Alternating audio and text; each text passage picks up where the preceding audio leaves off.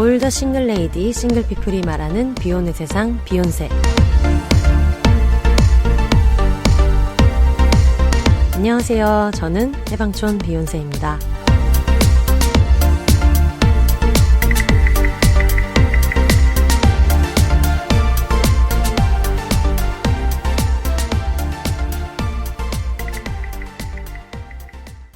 네, 안녕하세요. 해방촌에서 글 쓰는 해방촌 비욘세입니다. 비욘입니다.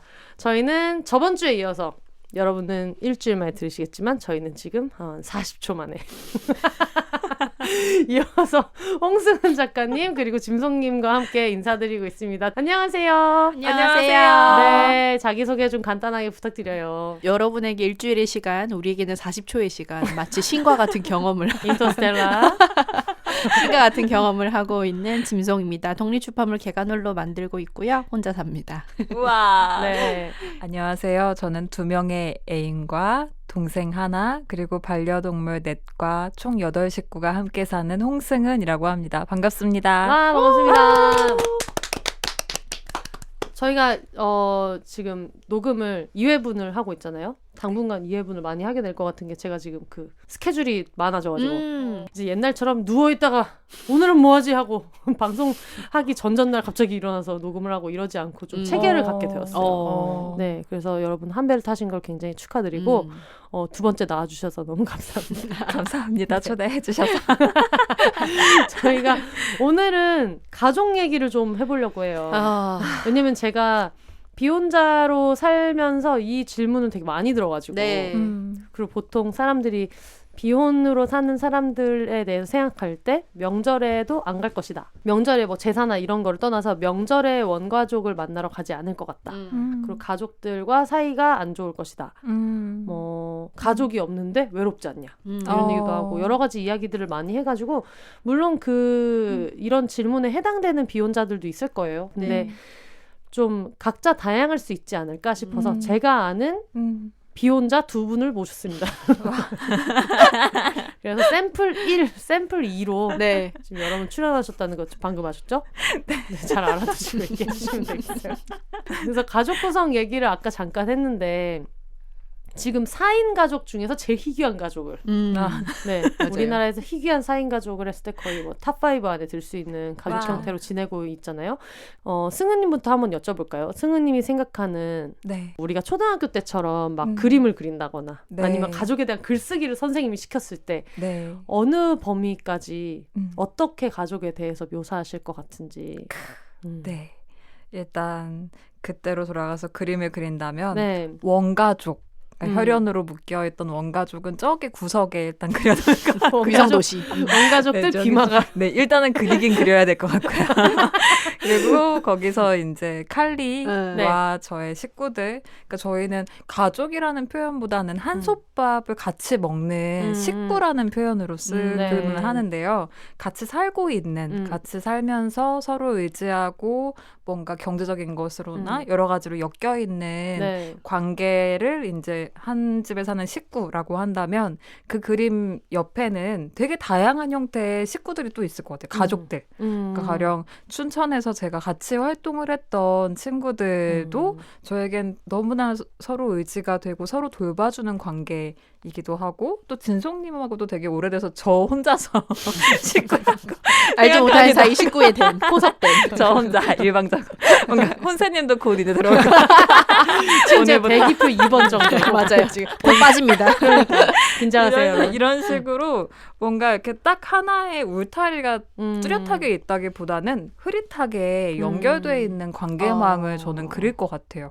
무한 확장되는 가족의 NCT. 네, 약간. 그렇죠. 근데 지금 얘기하신 게 굉장히 중요한 게 가족이라는 말을 어디까지 볼 것이냐 그런 생각이 많이 들어요. 그러니까 같은 어떤 집에서 가계도로 봤을 때 그 안에 포함되는 혈연 혹은 혼인으로 맺어진 걸 가족으로 보지만 사실 제가 지금 가족이라고 생각하는 사람들을 떠올려 봤을 때 그냥 느끼는 거는 거기서 나오는 어떤 족이라는 말은 그냥 뭐 욜로족, 오렌지족의 족 정도의 어떤 무게거든요.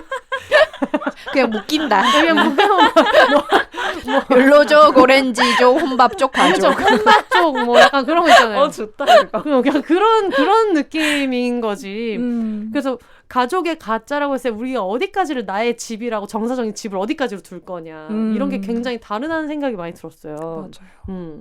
저 같은 경우에도 저는 사실 언니 외에는 누군가랑 같이 공동체를 이뤄서 생활 공동체를 이뤄서 산 적이 없어서 아직까지는 제가 경험해본 가족이라고 하면 일단 혈연 원가족 정도인데 그래도 가족의 범위를 생각을 한다면 이 식구 개념처럼 생활을 같이 공유를 하면서 서로가 서로를 이제 좀 책임을 지고 돌보려고 그 책임을 가지는 관계까지를 저는 가족으로 확장을 해서 봐야 된다고 생각을 하거든요. 어떤 제도보다는 그 둘 사이 어떤 안정성 중심으로 봐야 하지 않나? 저는 그렇게 생각을 하고 있어요.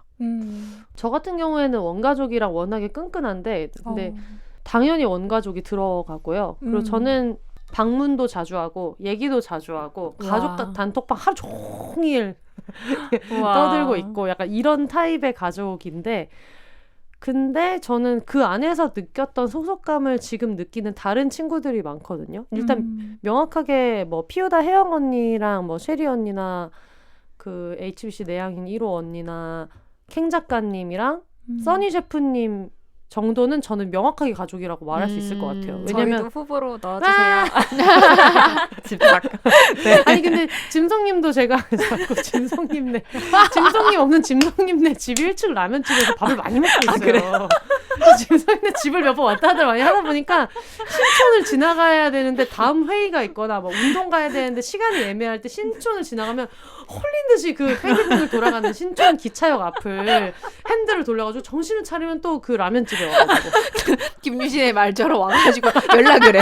그래서 제가 집에 있으면 내려가서 라면 먹고 헤어져 또. 혼자 먹고. 없으면 혼자 먹고. 그렇게 하고 좋다. 있거든요. 네. 근데 그렇게 보면은 사실 어떤 가족들은 같은 집에 뭐 4인 가족으로 살고 있어도 출퇴근 시간이 다르거나 아니면 가족끼리의 그렇게 유대감이 끈끈하거나 하지는 않아서 하루에 말 한마디도 안 섞는 가족들도 있잖아요. 혈연과 그 혼인으로 묶어진 가족들 중에서도. 맞아요. 근데 그렇게 보면은 저는 뭐 짐성님도 그렇고 뭐 혜영 언니도 그렇고 너무 명확하게 가족인 게 오늘 무슨 일 하는지 거의 서로가 다 잘 알고 있고 뭔가 문제가 생겼을 때 나 이런 일이 생겼는데 어떻게 할까. 얼마 전에 저희 집 그 집주인분이 보증금이든 월세든 올려달라고 연락이 와가지고 좀 스트레스 받은 일이 있었는데 네. 그것도 저는 그걸 보자마자 혜영 언니랑 막 의논을 같이 했거든요. 이거 어떻게 말하면 좋을까. 근데 예전 같았으면 바로 부모님이랑 얘기를 했을 것 같은데 뭔가 그런 상담을 하거나 이럴 때 심리적으로 조금 가깝고 그리고 같은 해방촌에 사니까 그쵸. 이런 시세나 부동산에 대한 것도 알고 있고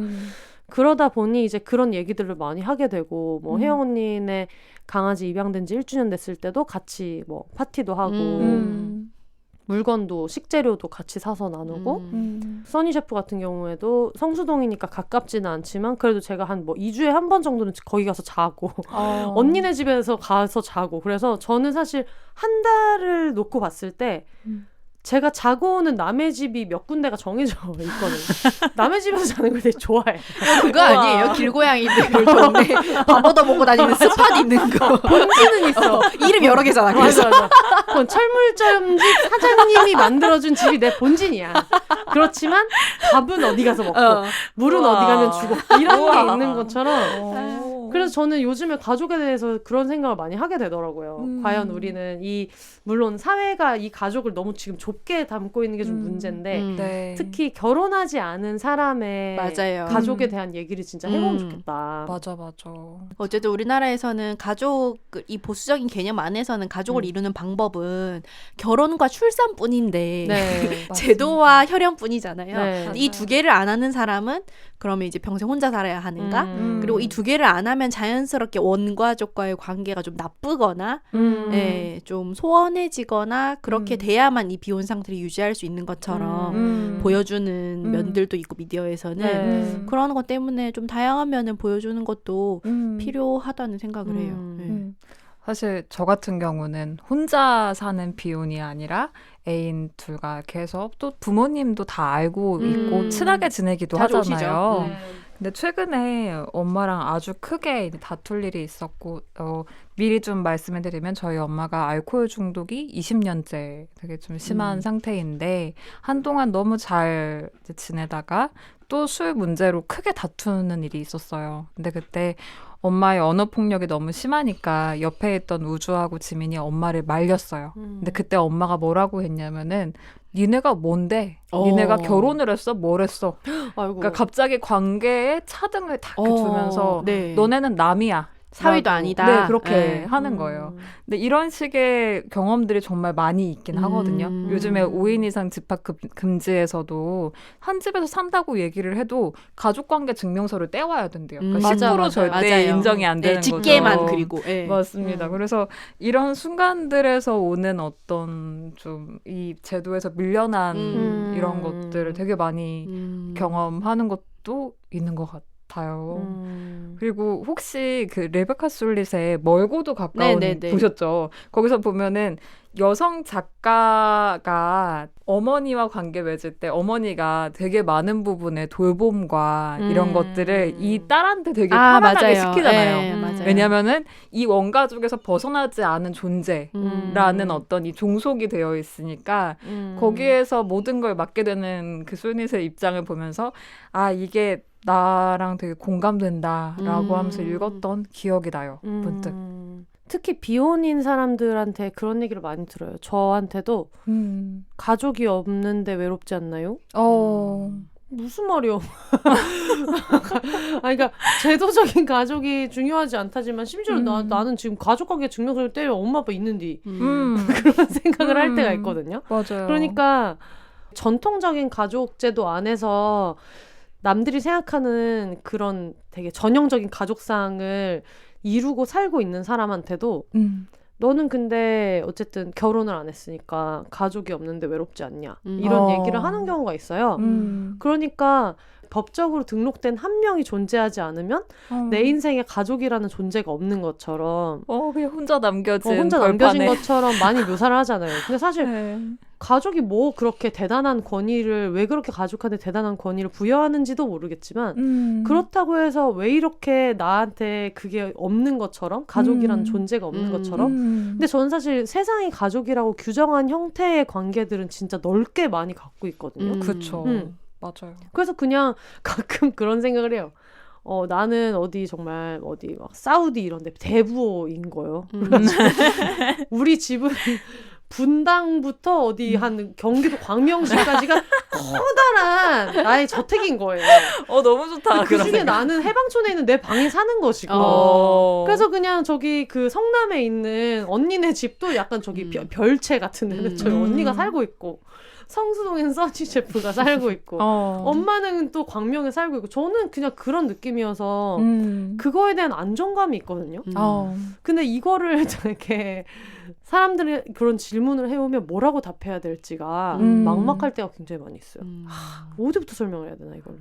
그게 저는 한편으로는 그런 질문이 어떤 심정적인 뭐 외로움을 상상하는 것도 있겠지만 이 사회가 규정하는 가족이라고 하는 게 되게 안전망의 울타리를 다 여기 가족의 역할로 떠넘겨버리는 것들이 있잖아요. 돌봄이나 맞아요. 복지 맞아. 뭐 모든 것들이 덩어리째로 하지 개개인을 보장하지 않으니까 그래서 그 외로움이라는 말 안에는 위협 그리고 네가 정말 아플 때 혹은 돈이 없을 때 이럴 때 어떻게 살아갈 것이냐라고 하는 그 맥락들이 다 포함된 말인 것 같아요.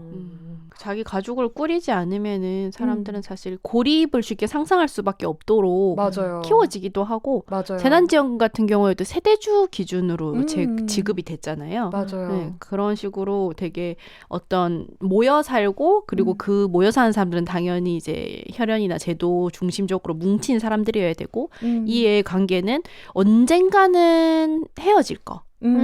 불안전한 관계라고 맞아요. 생각을 하잖아요. 동거도 그렇고 맞아요. 친구들도 그렇고 많이 하는 말들이 네가 지금은 젊으니까 재밌으니까 그렇게 살지 나이 들어 봐라. 걔들도 뭐 결혼하거나 그렇게 되면은 어떻게 될지 모른다 이런 얘기를 이제 막 하거든요. 근데 사실은 그런 말들이 아까 말씀하신 것처럼 되게 많은 것들을 가족 안에 넘기니까 오히려 가정 내에서 발생하는 고립이나 폭력이나 외로움이나 그리고 가족이 있어도 되게 가족들하고 뭐 이렇게 연락이 끊어지거나 해서 고립되는 사람들도 있잖아요. 맞아요. 스스로 끊기도 하고 이제 맞아요. 그런 것들은 다 지우고 서류상 개타기만 하면 거기에 있는 게 다 따라오는 것처럼 근데 그것도 사실 노력해야 되거든요. 맞아요. 가족이 사실 진짜 진짜 노력해야 되는 맞아요. 관계예요. 맞아요. 정말 맞아. 정말. 맞아 네. 맞아. 이거는 그 팀플이 교수님이 엮어준 그런 것처럼 우리도 동의한 적 없는데 이 사람들하고 팀원이 된 거잖아요. 맞아요. 주님 왜 우리 엄마 술 마셔요? 이거 내가 동의한 적 없는데 약간 그러니까. 이런 예, 약간 그런 팀플이에요. 그런 예. 느낌이죠. 예전에 그 놀이동산 같은 데를 가면 네. 그런 유원지를 갔을 때 후룸 라이드를 4명씩 자를 때 사람이 너무 많을 때는 나 한 명 빼고 뒤에 3명이 모르는 사람일 때도 있고 예. 2명일 때도 네. 있고 내가 왜 얘네들이랑 마지막에 그 내려오는 장면에서 그 찰칵 사진을 찍은 걸 보면서 내가 왜 저 사람이랑 함께 내가 왜 담겨있나 그런 입장이에요. 그런 입장이에요. 갑자기 태어났는데 가족이라잖아. 그렇지 예. 그렇지 그러니까 맞아요. 후라이드 사진이야 지금. 그러니까 저 예. 아마존 익스프레스 우리의 돌사진이 첫 그 당혹스러움. 그래서 애들이 그렇게 우나? 그러니까. 아니, 그래서 그 에버랜드 아마존 익스프레스 보면 2명 해가지고 한 8명이 같이 맞아요. 금요타기를 하는데 예. 모르는 사람 초면인데 마주보고 뱅글뱅글 돌면서 맞습니다. 그런 느낌이에요. 진짜 되게 옛말에 막 김병에 효자 없다 이런 어. 말처럼 사실 가족 안에서의 모든 그 돌봄 이런 게 몰빵돼 있다 네. 보니까 네. 재산부터 의료비부터 그러니까 저도 엄마의 중독을 겪으면서 다른 나머지 아빠 동생 저 셋 다 정말 많이 병 들어가는 걸 느꼈고 실제로도 그런 것들을 이제 갖고 있기도 하고 그러니까 그렇게 되는 걸 겪으면서 화목한 가족이라는 게 가능하기 위해서 어떠한 조건들이 또 필요한가에 대한 고민도 되게 하게 되는 거예요. 그런 것들도 있고 또 한편으로는 어떤 저는 평등한 관계 우리가 방금 얘기한 되게 이 혈연이 아니어도 관계 맺는 다양한 식구 같은 존재들을 생각해 보면은 이 사람과 언제든 헤어져도 내가 그냥 살아갈 수 있다라고 하는 그 믿음 토대 같은 게 주어졌을 때 저는 조금 네. 더 평등한 관계가 가능하다고 생각되는데 이 사람이 없으면 내가 당장 월세 낼 돈 혹은 생활하는 것 혹은 심리적으로 무너져 버리는 어떤 그런 순간들이 너무 끈끈하게 외딴 섬에 고립되는 순간 그게 되게 평등해지기 어려운 네, 위치가 맞아요. 만들어지는 것 같아요. 그래서 개인에 좀 더 초점을 맞춘 이야기들도 가족의 이야기에서 되게 중요하게 나와야 되지 않나 그런 생각을 많이 하는 편입니다. 진짜. 맞아. 그러니까 저도 저희 원가족이랑 잘 지내는 이유 중에 하나는 되게 노력하는 편이에요. 다들 뭔가 서로에게 좋은 사람이고자 노력하는 면이 있어요. 그래서 너무 좋네요. 저는 그냥 되게 운이 좋다고도 생각하고 근데 나도 노력하고 있기 때문에 그냥 서로 그냥 이게 합이 잘 맞았다라고도 생각하는데 그러다 보니까 그냥 우리 집에서 일어나는 일이 다른 집에서도 일어나지는 않고 우리 집에서 일어나는 일이 다른 집에서 일어나지 않는다고 해서 그 가족한테 어떤 큰 문제가 있는 것도 아니고 아까 얘기하신 대로 우리는 후룸라이드나 아니 근데 미안하지만 맞는 얘기잖아요. 엄마 아빠는 서로를 골랐겠지만 나는 내가 고르지 맞아요. 않았어. 그러니까요. 제가 맨날 얘기하잖아요. 자기들이 좋아서 해놓고 뭘 그러니까. 기대하는 거예요. 그러니까 그래서 그냥 그러다 보니까 그 합이 맞지 않는 수많은 가족들을 볼 때도 너무 그거에 비대하게 생각할 필요가 없다는 생각이 드는데 가끔 가다가 왜 우리가 TV에서 나오는 어떤 가족 문제나 이런 고민을 가지고 들고 나오는 사람들을 볼 때 가족 사이에 균열이 생기면 정말 인생에 큰 실패를 하는 것처럼 그런 얘기들을 많이 하잖아요. 그리고 막 에이 설마 뭐 그래도 엄마인데 그래도 아빠인데 그럴 리가 있냐. 너를 사랑하니까 그렇겠지. 근데 자식을 사랑하지 않는 부모 너무 많잖아요. 네. 나쁜 부모 얼마나 많다고요? 맞아요. 너무 많아요. 그러다 보니까 저런 것들도 좀 너무 이 가족이라는 이름에 대해서 너무 큰 무게를 두는 게 사실 무슨 의미가 있을까 그런 생각도 들어요. 맞아요. 거기서 다 시작되는 것 같거든요. 노력하지 않고 서로한테 좋은 사람이기 위한 노력을 어느 순간부터 포기하고 그런 것들이 좀 위험하다는 생각이 들어가지고 저도 지금 그 가족을 떠올릴 때 저희 언니, 뭐 엄마, 아빠 이렇게도 있지만 다른 친척들의 얼굴도 많이 떠오르거든요. 근데 미안하지만 제가 가족이라고 생각하지 않는 사람들도 굉장히 많고 근데 상대방도 저를 그렇게 막 가족이라고 크게 생각하지 않는다는 거를 알기 때문에 약간 비혼자로 살고 내가 비혼인 거를 드러내고 글을 쓰고 말을 하기 시작하면서부터 가족이라는 개념이 내가 평생 믿어왔던 거에서 되게 달라진다는 느낌을 많이 받아요. 계속해서 이렇게 찾고 자기한테 맞는 가족을 꾸릴 수 있다는 거. 그래서 가족이 그 김하나 황선우 작가의 책에도 나왔지만 약간 조립식일 수 있다는 거. 네, 원가족도 얼마든지 뭐 세상에 나쁜 부모가 있고 이걸 해체하거나 끊을 수 있고 내가 원하는 관계로 꾸릴 수 있고 좀 더 유연하게 이렇게 모양을 바꿀 수 있다는 개념 자체를 좀 많이 얘기를 하고 그런 모습이 많이 보이고 그렇게 됐으면 좋겠더라고요. 맞아. 결국에는 어쨌든 혼자 산다고 해서 완전히 고립돼서 혼자로 살 수는 없잖아요. 네. 지금 비혼을 고민하는 사람들도 그 내향인들의 고민 보냈을 때도 느꼈지만은 어쨌든 사는 거는 혼자 살거나 결혼을 안 하고 살아도 어쨌든 인간이 사회적 동물인데 네. 어떻게 혼자 살겠어요. 맞아요. 그러면 결국에는 내가 원하는 거리에 나한테 맞는 형태의 가족을 아까 말씀하신 꼭 같이 안 살아도 꾸리는 그 방법을 계속 고민을 하면서 사람들하고 좀 조절을 해봐야 되고 그 과정에서 저는 실패하거나 하는 것도 너무 막 좌절하거나 그러지 않았으면 좋겠는 거예요. 그 왜 만추님 책에서 이렇게 동거를 이렇게 여러 번 하면서 제목이 저는 되게 좋다고 생각했는데 더 사랑하면 결혼하고 덜 사랑하면 동거하나요? 라는 제목이었고 너무 재밌어. 그 동거를 하면은 마치 그 결혼할 때 다들 아유 뭐 어차피 이혼할 거 이렇게 얘기 안 하면서 동거하면은 너네 그러다 결혼 안 하면 어떡할 거야라고 하면서 맞아. 이미 그 관계의 끝을 좀 정해놓고 사람들이 얘기를 하잖아요. 친구랑 살거나 승은님처럼 결혼하거나 제도로 묶이지 않은 사람들이 함께 살 때 그거를 굉장히 회의적으로 보면서 마치 실패를 기대하는 그런 목소리들이 되게 좀 얄밉더라고요. 맞아요. 저는 사실 제가 써왔던 글들이 주로 저의 경험이나 또 이 정상가족 안에서의 어떤 그런 폭력성 같은 거를 이야기를 해왔다 보니까 그런 사연들을 많이 받게 돼요. 메일이나 이런 걸로. 근데 보면 되게 폭력적인 남편이랑 있으면서도 경제적인 이유 혹은 자식 때문에 그러니까 되게 이혼하지 못할 현실적인 맥락들이 너무 많이 얽혀 있는 거예요. 가족을 위주로 다 재편돼 있으니까 인생 자체가.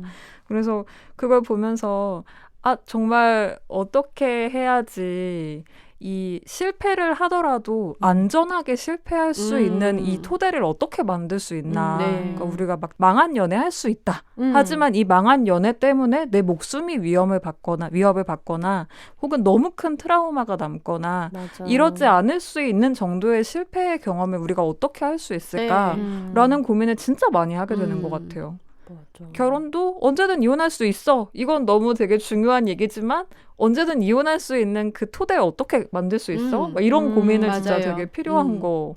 그렇죠. 이렇게 이혼을 많이 하는데도 여전히 이제 이혼 가정의 아이들이나 이런 말이나 단어 같은 것들을 전혀 고려를 하지 않기도 하고 교육 현장에서 맞아요. 그런 것 때문에 사실 또 자유롭게 이제 관계를 청산하지 못하는 것들이 크잖아요. 맞아요. 저 요즘에 인스타에서 그 이혼 전문 변호사님이 그리는 인스타 툰 같은 것도 많이 보거든요. 재밌더라고요.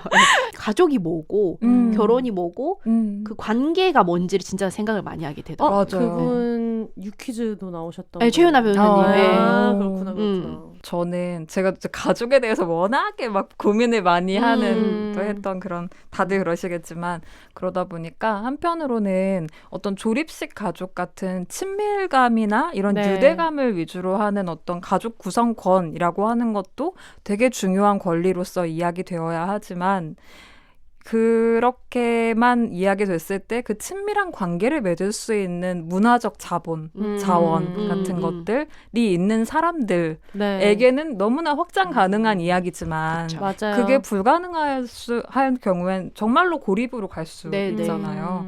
그래서 제가 기억에 남는 것 중에 하나가 언니 네트워크에서 비혼 여성을 위한 간담회를 연 적이 있어요. 근데 그때 나타리님이라는 활동가가 그분이 장애 여성 공감에서도 활동을 하거든요. 근데 그분이 그런 이야기를 했어요.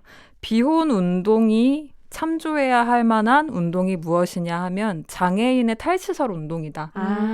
탈시설 운동. 왜냐하면 가장 이 사회에서 비생산적이라고 여겨지는 존재들이 지역사회 안에서 돌봄을 받고 함께 살아갈 수 있는 권리를 이야기하기 위해선 정말 많은 이야기들이 필요하잖아요. 그것과 비혼 혹은 뭐 혼자 살아가는 여성이 어떻게 지역사회 안에서 살아갈 수 있을 것인가에 대한 고민이 너무나 연결되어 있기 때문에 이 운동을 우리는 함께 연결해서 좀 참조하면 좋겠다라고 했는데 저는 그 말이 너무 좀 마음에 닿더라고요. 그러니까 어떤 자원이 없어도 네. 이 사회에서 살아갈 수 있다라고 네. 하는 그 안전망에 대한 이야기가 비혼 이야기에서 되게 중요한 부분일 것 같다는 생각이 들었어요. 자원에 대한 이야기를 할 때도 저는 약간 서로 한 번쯤 생각해봤으면 좋겠다라고 느끼는 게 결혼은 진짜 둘이 합쳐서 그렇게 많이 벌지 못하는 사람에게도 어떻게든 될 거라고 적극 권장하는데 비혼은 내가 나 하나 건사하는 데는 문제가 없을 정도의 수입을 벌고 있어도 네가 어떤 막 진짜 막 엄청 어마어마한 돈을 쌓아놓은 게 아니라면 비혼하지 말라는 분위기를 조장하잖아요. 네. 근데 사실 삶이 별로 그렇지 않잖아요. 그러니까 경제력을 키워야 되는 거는 그냥 이 사회에서 소비를 하면서 살아가는 인간이라면 다 똑같은 건데 마치 결혼은 그냥 웬만하면 해. 어떻게든 될 거야. 뭐 니네 둘이 어떻게든 될 거야. 근데 둘이서는 어떻게든 되는데 혼자서는 어떻게든 안 된다는 것처럼 그렇게 이야기하는 경우들이 되게 많아서 제 주변에 있는 야, 너 그래서 나중에 어떻게 할래? 뭐 경제적인 거 어떻게 할래? 라는 이야기를 들었던 되게 많은 여성들이 본인 먹고 사는데 지장이 없는 사람들이에요.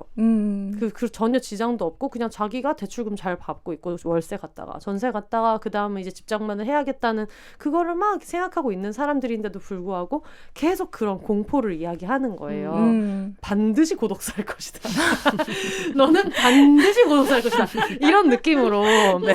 그러니까 비혼에 대한 어떤 걱정에 대해서 너 나중에 네 옆을 지켜주는 소위 말하는 가족이 없는 게 얼마나 불행한지 아느냐라고 말할 때 비혼은 웬만큼 벌어가지고는 너는 100% 고독살.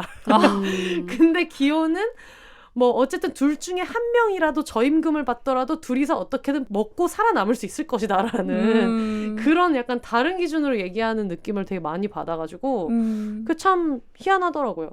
저도 지금 아까 말했던 저랑 친하게 지내는 친구들이랑 돈에 관한 얘기를 최근에 좀 많이 해요. 뭐 얼마 전에 그런 막 집주인이랑 어떤 일이 있었을 때라든가 아니면 최근에는 주식 얘기 같은 것도 간간히 하고 있고 뭐 재테크는 어떻게 하냐, 돈은 어떻게 모으냐부터 시작해서 뭐 그러면 우리는 5년 뒤에는 뭐 할까, 뭐 10년 뒤에는 뭐 할까 이런 얘기들을 되게 많이 나누고 있거든요. 근데 좀 이런 생각을 비혼자들이 안 할 거라고 전제하고 그런 말을 막 하는 것 같다는 생각도 들어요. 그러니까 응당 어떤 특히 여성이라는 존재는 언제 내가 돈 많은 남자를 만나서 해피엔딩 할 수 있겠지라는 생각으로 돈도 안 모으고 일도 안 하고 흥청망청 살다가 재밌는 대로 욜로를 하다가 정신을 차리니까 통장의 잔고가 0이어서 죽을 것이다를 본인들이 생각하는 어떤 비혼자의 그림으로 그려두고 있는 거죠. 맞아요. 근데 사실 그렇지 않잖아요. 맞아요. 우리가 막 진짜 버는 거에 90%를 저축하고 막 이렇게 살지는 못해도 그래도 어쨌든 나름대로 자기가 필요한 것들을 계속 이렇게 꾸려가면서 살고 있는데 그런 얘기들을 항상 많이 들어서 인터뷰를 할 때도 그런 거 많이 보거든요. 비혼자신데 노후 계획은 어떻게 하셨냐 이런 아이고. 얘기를 들으면 죄송한데 결혼한 사람들한테도 근데 결혼을 하셨던데 노후 계획 해두셨나요? 이런 걸 물어보나요? 라고 물어보고 싶은 거죠. 노후 계획 당연히 해야지. 당연히 해야 하지만 그 질문은 왜 유독 비혼자에게만 오는가? 그러면 진짜 작은 아씨들의 대고모 같은 사람이 아니면은 비혼자가 될 수 없냐는 거죠. 뭐 진짜 막 수십억의 자산을 물려받거나 하지 않으면. 진짜 저는 그런 질문들의 프레임 자체가 딱 생산성 위주. 돈 있는 사람들만 비혼할 수 있다. 네. 그리고 결혼은 돈이 되는 거다. 갑자기 제가 또 다큐처럼 얘기하지만 항상 인권이라고 하는 게 생산성이 있는, 생산력이 있는 인간들에게만 권리가 주어져 있고 그렇지 않은 인간들은 다 이제 어떤 수용소나 시설로 다 변두리로 보내버리고 그래서 저는 우리나라에서 되게 심각한 혐오 중에 하나가 가난에 대한 혐오가 정말 크다고 생각하거든요. 맞아요. 그래서 가난한 여성이 결혼을 하지 않겠다고 선택하는 것이 정말 철없고 멍청한 짓으로 여겨지는 것도 되게 문제라고 생각하고 노후에 대한 이야기도 왜 노후를 개인에게만 무조건 네가 스스로 챙겨야 하는 거야 라고 그렇게 맡겨버리는 프레임으로 이야기해야 하는 건지 이런 것들도 되게 이 프레임 자체가 그렇게 가고 있는 것 같아요. 그러니까 그 전제 하에서 생산력이 있는 존재만이 살아남을 수 있고 관계도 평등하게 맺을 수 있고 혼자서도 잘 살 수 있다. 라고 이야기되는 것들. 그래서 다른 프레임으로 이야기되는 게 아마 그 탈시설 운동에서의 이야기인 것 같아서 그런 논의들도 많이 있으면 너무 좋을 것 같아요. 맞아. 또 준비 제가 안 하면 어때요? 국가가 그걸 해줄 수 있잖아요. 라고 얘기하면 안 되나? 그러니까 비혼이신데 노후 준비를 어떻게 하고 있어요? 라고 나한테 물어볼 일이 아니라 사실은 비혼 인구가 되게 늘어나는데 이분들 노후 준비 어떻게 되나요? 라고 그 저쪽에다 물어야지. 시스템에 물어야 하는 부분들이 진짜 있다고 생각이 들더라고요. 맞아요. 그래서 저도 이제 그 청약이랑 이런 거를 보면서 정말 이게 문제구나. 그렇죠. 근데 이게 되게 웃긴 게 출산을 하고 태어나는 아이가 있어야 막 국가가 돌아가고 이런 여러 가지 이야기들을 하지만 비혼 여성이 낳은 아이한테는 뭐 지원 안 해준다면서요. 맞아요. 위법은 아니지만 지원을 안 해준다. 배가 불렀어.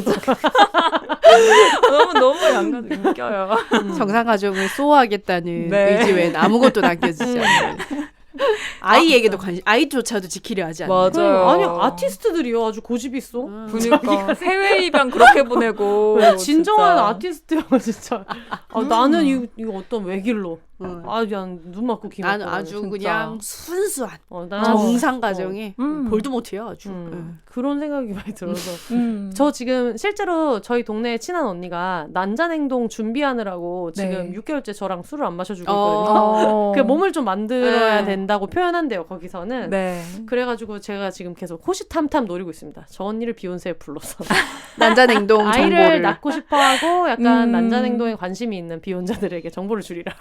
좋다. 그러면 이제 채취하고 이제 경험이 다 끝나면 이제 허겁지겁 섭외해서 허겁지겁 섭외를 해가지고 난자냉동 쌀. 그래서 2년 주기로 이제 나와서 얘기를 하는 거죠. 그래서 내가 그 냉동에 있던 난자로 지금 뭘 하는가 이런 얘기. 잘 있다 지금. 그거 다달이 돈 내야 된다면서요. 네. 냉동 구독 서비스던데 저 한 번 내면 되는 줄 알았어요. 저희 엄마도 난자냉동 한번 해보면 어떠냐는 얘기를 하신 적이 있어요. 그래가지고 처음에는 왜 무슨 소리야 했더니 그래도 너 닮은 아이가 난 나 닮은 아이에 대한 욕심이 없는데 나중에 아이를 원하면 가족이 필요한 애를 만나면 뭐 되는데 라고 했는데 엄마는 이제 그게 신경이 쓰이신 거예요. 그래서 엄마는 그게 중요하다고 생각하는 사람이니까 본인은 그래서 안 할 거야. 근데 안 할 거기는 한데 그거 달달이 돈을 내야 돼. 그랬더니 엄마가 그래? 그럼 뭐 현실적인 문제 앞에서 가성비의 세계 어디까지인가.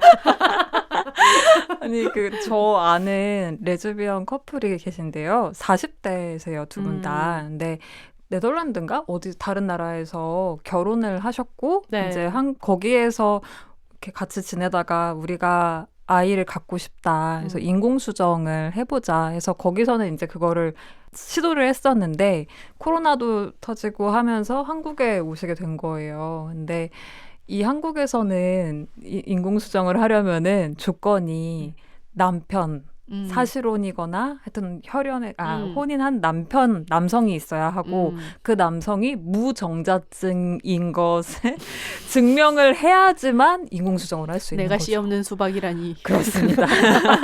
야인시대 밈입니다. 네. 그래서 그래가지고 되게 좌절하고 계시는 그런 경우들도 정말 있고. 근데 진짜 대한가족에 대해서 진지하게 생각해 볼 때인 것 같아요. 저도 좀 있으면 이제 40이고 37이고 이러니까 그런 걸 좀 고민하게 되더라고요. 주거 형태나 이런 것도 친구들이랑 같이 얘기를 하게 되는 게 다들 비슷한 생각을 갖고 있는 친구들이 워낙에 많아가지고 그래서 슬슬 그런 얘기도 진짜 해볼 때인 거 아닌가. 그래서 예전에는 그 생활동반자법이나 이런 게 어떤 그냥 결혼하고 싶어도 결혼하지 못하는 커플에 포커스가 맞춰졌었는데 사실 생활동반자법이랑 동사혼 법제화는 좀 다른 문제잖아요. 네. 별개의 문제잖아요. 근데 생활동반자법은 진짜 뭐 성별이 누구든 간에 결혼할 생각이 없고 결혼으로 가정을 꾸리기를 원하지 않는 사람들한테는 진짜 되게 중요한 문제인 거예요. 저희 저번에도 제가 나한테 잠깐 얘기했던 것 같긴 한데 그리고 특히 이제 비혼으로 살면서 어쨌든 원가족에게 이 선택을 존중받고 그 좋은 관계를 유지하는 거 대한 고민을 되게 많이 하시지 않아요? 그런 질문도 되게 강연 같아서 많이 들어오잖아요. 되게 많이 들어오고 네. 그리고 저 스스로도 그냥 그 한국적인 가족 형태에서는 결혼하지 않은 아이는 영원히 아이로 머무르는 느낌. 몇 살이 돼도 맞아요. 애로 머무르는 느낌이 있어요. 그거를 어디 가면 느끼냐면 장례식장 갔을 때. 장례식장 갔을 때 결혼을 하지 않은 딸인 경우에는 진짜 전통적인 방식으로 만약에 어떤 줄을 선다면 아빠 서고 그 다음에 형부 서고 뭐 누구 서고 그 뒤에 저 막 이런 느낌인 거예요. 그 뒤에 언니 있고 나 있고 막 이런 느낌인 거예요. 그래서 비욘세 초반에 제가 할머니가 돌아가셔가지고 그 이야기를 하긴 했는데 그걸 어느 순간 생각해보니까 좀 억울한 마음이 드는 거예요. 이거는 특히 저처럼 영가족이랑 되게 밀착돼서 지내는 사람의 입장에서는 그 가족들 사이에서 일어나는 일 중에 굉장히 큰 일인데 내가 이거를 약간 그냥 어린애처럼 뒷전에 있고 하는 게 그래서 그때 뭐 장례식 할 때 운구도 제가 맨 앞에서 하겠다고 해서 운구도 직접 했고 뭐 상주님 계세요 하고 막 그 업체에서 찾을 때 아빠가 바쁘면 그냥 제가 손들고 대신 사인도 하고 막 이거 이렇게 해주세요 저거 저렇게 해주세요라는 거를 되게 많이 했었는데 저는 그런 것도 좀 중요하다는 생각은 들어요. 내가 원가족이랑 여러 가지 이유로 인연을 끊고 지내거나 뭐 이러는 분들도 있을 텐데 그게 아니고 나는 친밀한 관계를 유지하고 싶은데 그 명절에서의 분위기도 싫고 그리고 여러 가지 불편한 면이 있어가지고 그냥 그 명절 당일을 피해서 앞뒤를 피해서 부모님을 만나러 가는 분들 되게 많으시더라고요. 가면은 뭐 친척들이 막 그러니까 뭐 쓸데없는 얘기 듣는 것도 싫고 그런 것들을 많이 얘기를 들어서 저는 최근에 이제 그런 질문을 받을 때마다 항상 얘기하는 거는 연휴가 3일 정도 있으면 그거는 진짜 큰 거잖아요. 다들 살기 바빠 죽겠는데. 누려라 이거를. 그러니까 차라리 이거를 원가족이랑 지내는 게 룰은 아니잖아요. 정답은 아니잖아요. 그쵸. 내가 원하면 어디 여행을 가든 말든 내 마음이잖아요. 근데 내가 엄마 아빠를 만나러 가고 싶은데 내가 결혼하지 않은 상태이다 보니까 거기에서 느끼는 불편감 때문에 그때는 그냥 3일 내내 어디도 못 가고 있다가 그냥 친척들 없을 때 시즌에 맞춰서 이런 불편을 감수할 필요는 없다는 생각이 들어서 내가 명절을 적진에 들어가는 그 네이버 연애 결혼판에 이진성의 마이돌풍처럼 트로이 목마처럼 들어가서 그걸 내가 직접 바꾸는 것도 굉장히 중요하다. 나는 이런 식의 가사노동 분담이 싫다. 그리고 나는 더 이상 나한테 이렇게 결혼이나 이런 거에 대해서 무례한 질문하는 거 나는 용납하지 않겠다. 너무 싫다. 이렇게 얘기하는 게 싫다. 왜냐면 여기 우리 집이고 우리 가족들이랑 모이는 거니까 나도 여기에서 안전하고 불쾌한 느낌을 갖지 않으면서 이 자리에 지키고 앉아서 맛있는 걸 먹을 권리가 있다는 거를 주장하시기를 바라거든요. 그러니까 훈세님은 해보셨어요? 그래서 저도 예전에 한번 결혼 얘기를 막 이렇게 얘기가 나와가지고 아빠 동생이랑 나이 차이가 13살이 나요. 그러다 보니까 조카들이 한 이제 20살? 막 이래요. 근데 한번 결혼 안 하냐 막 이런 얘기가 나와가지고 웃으면서 하하하 들은 다음에 이제 그 친구들을 모아놓고 너희가 왜 비혼으로 살아야 하는가? 명절 특강. 앉혀놓고 얘기하는 거야. 그래서 명절에 가면 비혼해라 소리를 듣는 상황을 만들어주는 거예요. 좋다. 야, 얘들아 생각을 해봐라. 이러면서 지금 이 분위기 얘들아 생각해봐. 잘 생각해야 돼. 이러면서 막 이런 얘기를 하니까 옆에서 야야야 하지마. 이미 약간 수상한 고모 혹은 이모 역할을 하고 있는. 타투하고 노란머리한 이모가 나타나서 노란머리한 사촌 언니가 나타나서 왜 너희는 굳이 결혼할 필요가 없는가. 진지하게 너희들 생각해봐야 돼. 너무 그러면서 좋다. 그런 얘기들을 막 하는 거죠. 그리고 내 근황도 얘기하고 다들 뭐 자식 생긴 얘기나 뭐 누구는 뭐 요즘에 일이 어떻게 되냐 뭐 이런 얘기들만 하지만 나는 거기서 얼마 전에 친구들이랑 어딜 갔는데 이게 참 재미있었고요. 저는 요즘 이런 일을 하고 있고 이런 얘기들을 하고 있고 이런 거를 막 전시하는 거야. 그러니까 너무 좋다. 기혼자의 기쁨을 전시하는 사람이 있다면 여기는 비혼자의 기쁨을 전시하는 사람이 있어서 그 명절 같은 거 좀 포기하지 말라고 말하고 싶어요. 저 사실 비슷한 판타지가 있어요. 저희 엄마 쪽의 친척들이 다 기독교 완전 뼛속까지 기독교인데 다 막 목사, 선교사 막 이런 사람들이에요. 근데 칼리님도 어릴 때 교회 다녔대요. 맞아요. 같이 교회 다녔었어요. 성난에도 교회 언니로 살았다고 멋있도 저번 주에 했습니다. 얘기해줬어. 근데 되게 보수적이에요. 음. 자유한국당 지지하고 막 엄청 그런 사람들인데 저희는 안 본 지 거의 15년째 돼가는데 명절을 안 챙긴 지 오래됐는데 그들 앞에 승희랑 그리고 우주랑 지민이랑 다 같이 가서 저희 애인들입니다. 타투 이렇게 보여주고 막 거기 때만 자주 만들어서 동생들 아주 놀랄 때 막 같이 막 얘기하고 놀고 막 아무렇지 않게 그 자리에 있고 이런 거를 상상은 하는데 네. 얼굴을 보기가 싫어서 안 가보는 있어요. 꼴 보기가 싫어. 나는 보여줄 수 있지만 네. 꼴 보기가 싫다. 나만 보여줄 수 있으면 가겠는데. 그러니까 그러죠. 취조실 같은 데서 이쪽에서는 거울인데 맞아. 저쪽에서 유리창. 너는 보기만 해라. 그거야 줌 켜가지고 그쪽 카메라 끄라 그래. 아 너무 웃기다.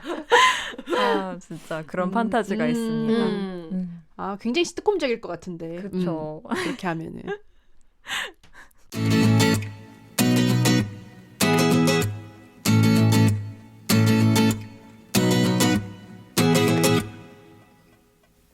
윈드와 캥 작가의 공식 살 앙둥이, 얼짱, 몸짱, 춤짱, 노래짱, 천재 아티스트 김재환의 3집 미니 앨범 체인지가 4월 7일 수요일 오후 6시에 공개됩니다. 모든 음원 사이트에서 김재환의 찾지 않을게를 검색하시고 여러분의 플레이리스트에 저장한 다음 5조 5억 번씩 들어주세요. 김재환의 찾지 않을게 많이 찾아주세요.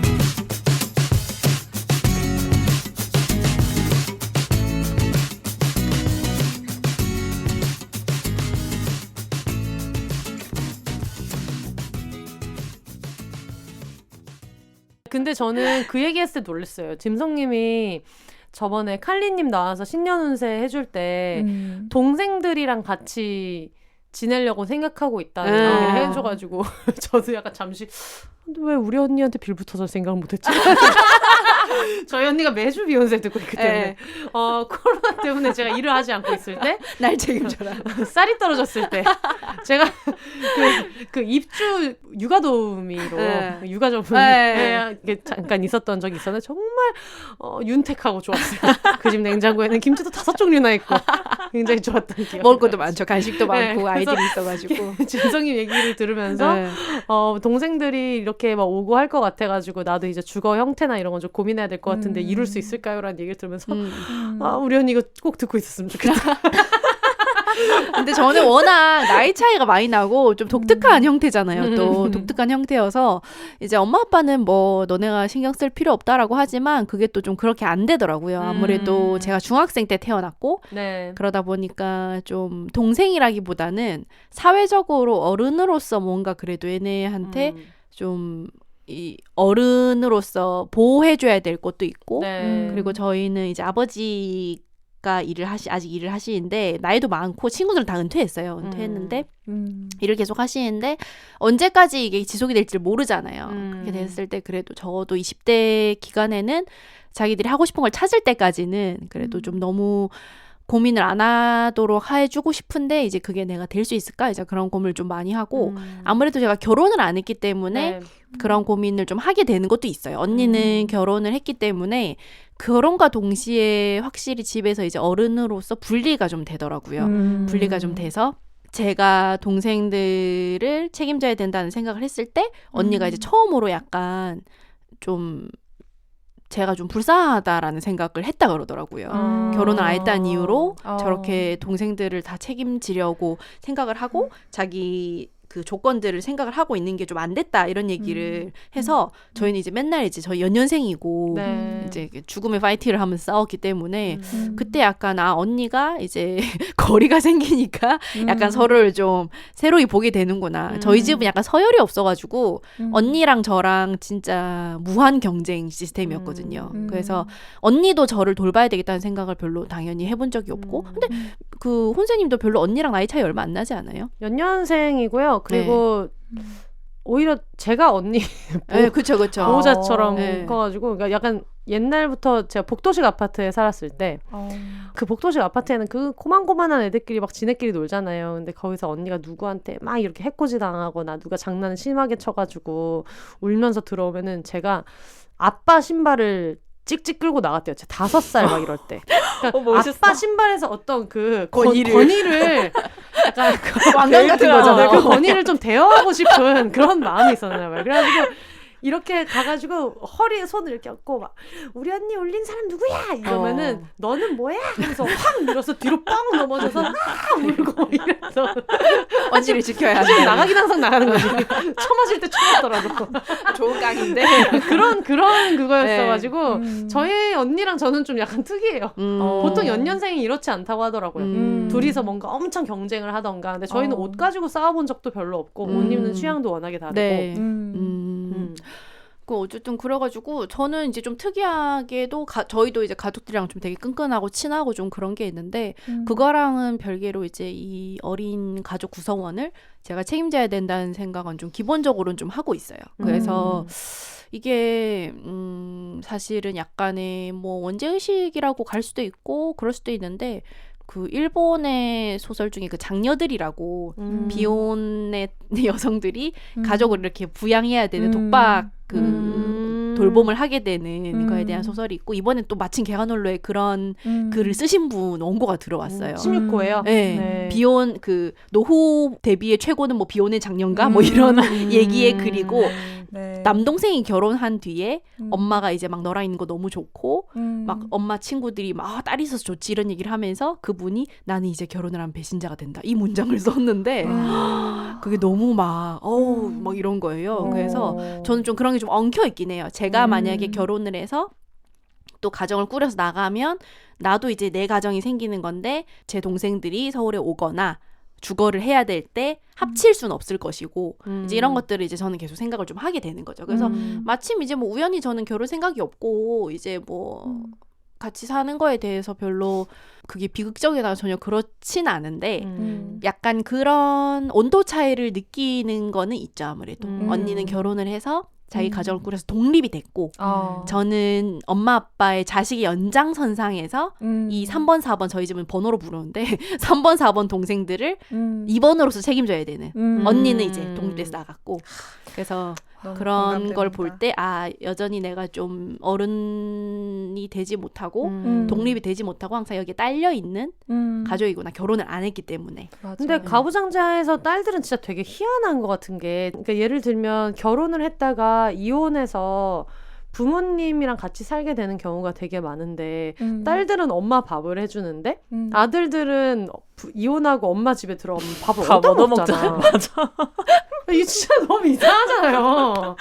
아니, 저 예전에 그런 얘기 들었었어요. 그 되게 40, 50대 페미니스트 선배들 있잖아요. 그분들이 이제 비혼으로도 많이 지내는데 이제 조금 있으면 정말 많은 이야기들이 터져 나올 건데 그게 뭐냐면은 나이 든 부모를 독박으로 돌봐야 하는 그 페미니스트들의 어떤 그 40, 50대에 겪게 될 고통들 이런 것들에 대한 이야기가 진짜 계속 나올 거라고 앞으로 벌써 이미 그거를 혼자서 감당하고 있는 사람들도 너무 많이 있고 그런 이야기를 보면서 진짜 돌봄 노동에 대한 이 이야기가 정말 중요하겠구나. 진짜 중요한 진짜. 것 같아. 서로가 서로를 짐으로 여기지 않으려면은 네. 이 이야기가 꼭 필요한 것 같아요. 정말 진짜. 사랑해도 어느 순간 독박이 되는 순간 짐으로 여겨지잖아요. 이 사람이.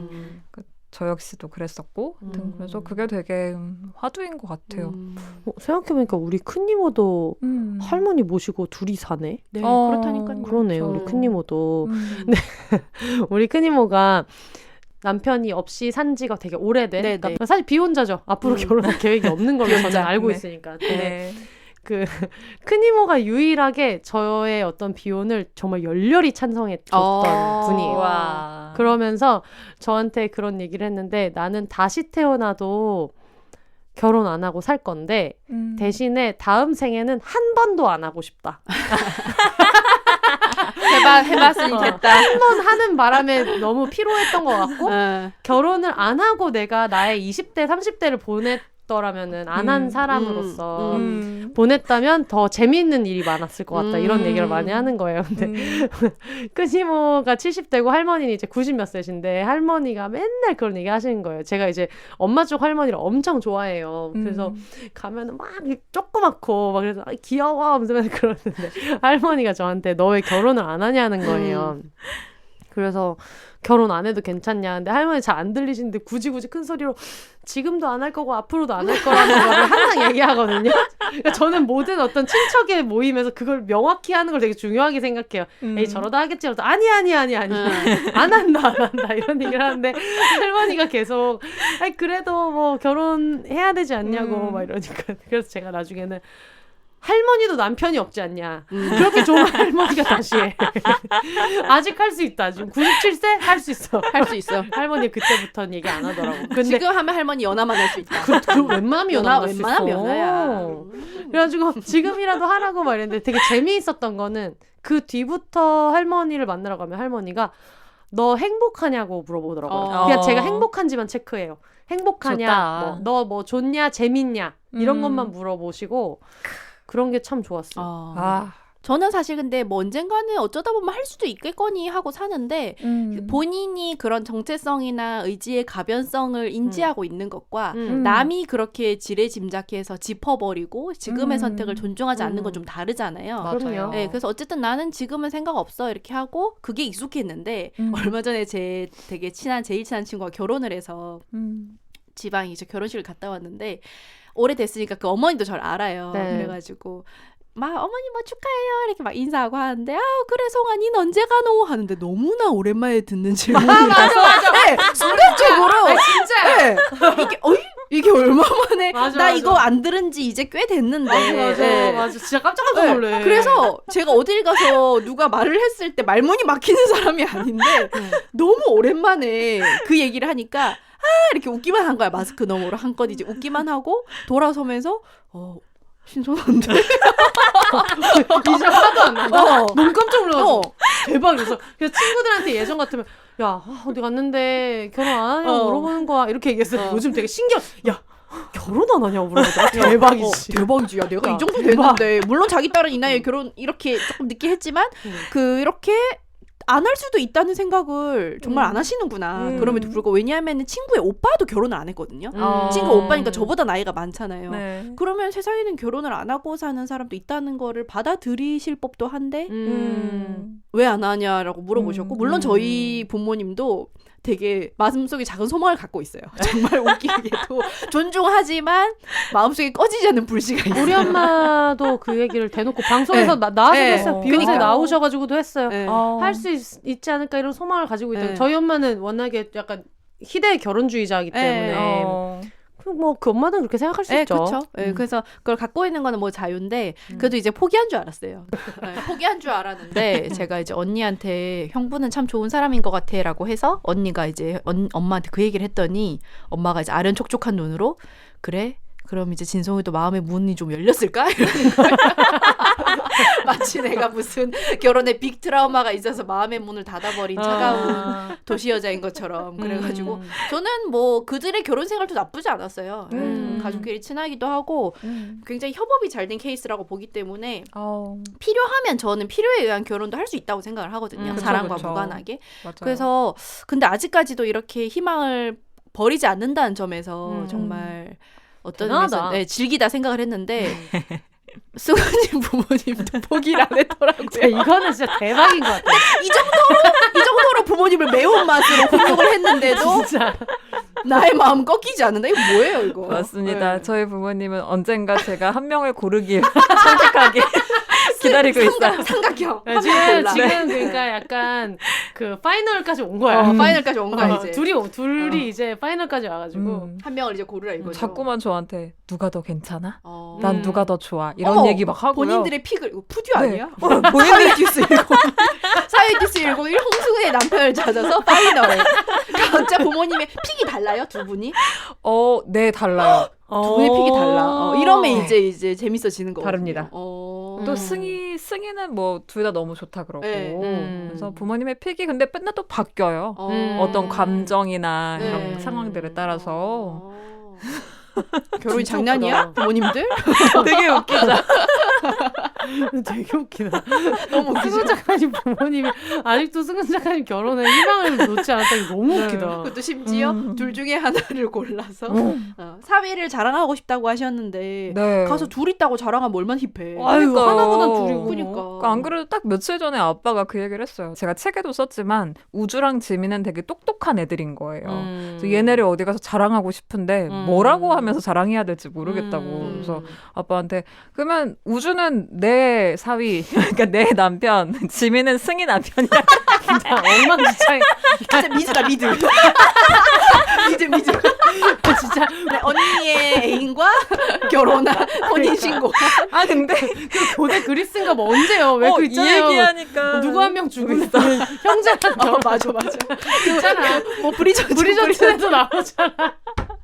아니 그 저희 엄마의 엄마 할머니 있잖아요. 네. 할머니네 집에 다 같이 놀러 간 적이 네. 있는데 할머니 앞에서는 두 사람을 이제 그렇게 소개를 못 하니까 친구들이에요라고 했거든요. 근데 할머니가 눈치가 되게 빠르세요. 97세였는데. 폴리아모리스트일 딱 것이다. 알페스 장인 보다가 아니야? 나중에 승희한테 그러셨다는 거예요. 니네 언니는 서방이 많은가 보다. 와. 네가 한 놈 잡아. 오픈마인드. 야 뒤에 내용이 너무 너무 충격적인데? 너도 뭐 둘을 만나 이것도 아니고 그 중에 하나를 하나를 고르라고. 잡아. 할 수 있다. 근데 의외로 현실에 막장 이런 일이 되게 많아서 맞아요. 언니의 남자를 뺏는다거나 하는 경우가 의외로 되게 흔하더라고요. 제 그래요? 친구가 예전에 집에 사는데 층간소음이 너무 심해서 아래층에 할머니 자매 둘이 사는데 네. 둘이 너무 싸우는데 그 싸우는 내용이 다 들렸대요, 서라운드로. 근데 그런 걸로 싸웠대요. 젊었을 때 동생이 언니의 남자를 뺏었나? 그래서 그 남자는 지금 어디 가는지 모르겠는데 어쨌든 그걸로 나이 들어서까지 둘이 막 한이 맺혀가지고 싸우고. 언니가 야산에 묻은 거 아니야? 어머. 그래서 현실에서 그런 일이 이제 비일비재한데 여기에서 지금 심지어 가족들이 지금 이런 거를 그렇습니다. 촉구하고 있구나. 아 대단한 가족이다. 네. 엄청납니다. 승님은 항상 그 책을 읽을 때마다 느끼는 거지만 가족 얘기가 에피소드가 굉장히 많고 네. 캐릭터들이 굉장히 확실하고 네. 굉장히 작가로서 굉장히 나쁘지 않은 가족 구성. 예, 아주 고통스럽고 너무 즐거워요. 소재가 풍부하다. 절반의 눈물이 있으면 절반의 웃음이 있고 뭐 이런 그런 거 있잖아요. 맞습니다. 정말 러브 앤 헤이트라고 할 수 있죠. 이 아, 네. 사람들은. 정말 아 그렇구나. 아유. 그렇습니다. 이렇게 우리가 실명과 얼굴을 다 까고 비혼을 하겠다고 하는데도 저희 부모님들이 포기를 안 하시는데 맞아요. 우리 한줌다 여러분도 너무 좌절하지 마시고 부모님을 차근차근 비혼 라이팅을 하면서 아니 지금 네. 지금 이것 때문에 더 희망을 잃으셨겠어. 저 정도 사람들도 네. 그러니까 폴리아모리로 애인이 두 명의 애인이랑 6년째 살고 있어도 결혼을 정말 놓지 않고 네.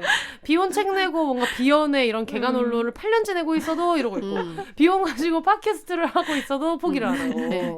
그러면 이제 우리 엄마 아빠는 절대로 안 될 것이다라고 아니야. 근데 여러분의 노력이 부족해서 아니라는 그렇지 않다는 거를 이제 맞아. 네, 마음속에 어느 순간부터는 그거에 엄마 아빠의 동의가 필요하지 않다는 것도 그럼요. 맞아요. 왜 이해 안 해줘도 중요하지만 뭐 그래 잘 알겠고 이해할 수 없겠다니 정말 안타깝네요라고 대화를 마무리하는 것도 네. 유감이네요. 필요하죠. 사실 그리고 그렇게 하라고 하면서 막상 그래 나 하고 싶으니까 뭐 소개시켜줘 데려와라고 하면은 또 본인들은 또 딴짓해요. 자기들이 또 들이밀 만한 그건 없기 때문에 네. 데려오세요 아니야, 하면 의외로 막 엄게팅 이런 거 했다가 마음고생하는 엄마가 해주는 엄게팅 할머니 네. 헬게팅이 또 이렇게 빡세다고. 어른들이 끼면 복잡해지죠. 헬게팅 진짜 빡세다는데 할게팅이 진짜 빡세다. 헬게팅은 진짜 하잖아요. 그러면은 그때부터 집안 싸움이 나는 거야. 맞아요. 왜 쟤는 두 번째로 연락하지 않았느냐. 아이고. 저 집 여자애가 뭔가 기분 나쁜 어떤 그런 걸 하지 않았겠냐. 약간 포켓몬 싸움 같이 되는군요. 그러니까. 자기들의 그 포켓볼을 던지듯이 내 혼자 손녀를 던졌는데 그러니까 집안 싸움. 뜻대로 안 되면 또 할게팅 힘들다고 하더라고요. 그렇게 해서 한번 이제 정신 차리게 해주는 것도 방법일 수도 있고 그치. 예. 여러 가지 가족들 간의 그 온도와 분위기를 고려해서 한번 그 사투리 그러니까 내보세요. 막 옷 입는 것도 네. 보통 소개팅룩 이런 거 있는데 막 얼토당토하게 막 튀김옷 같은 거 입고 나가가지고 맞아. 그날 이제 하드로 헤나 서비스 화려하게 받아가지고 그치 해나 여기 지금 여기부터 여기부터 다 하고 저는 웨딩 드레스를 입을 때 진짜 예쁘게 보이는 걸로 하고 싶다 뭐 이런 얘기 하면서 어느 작가가 말했던 것처럼 이메일에다가 난 너의 의견은 필요 없어 커트로라고 그런 걸 한번 해줘야지.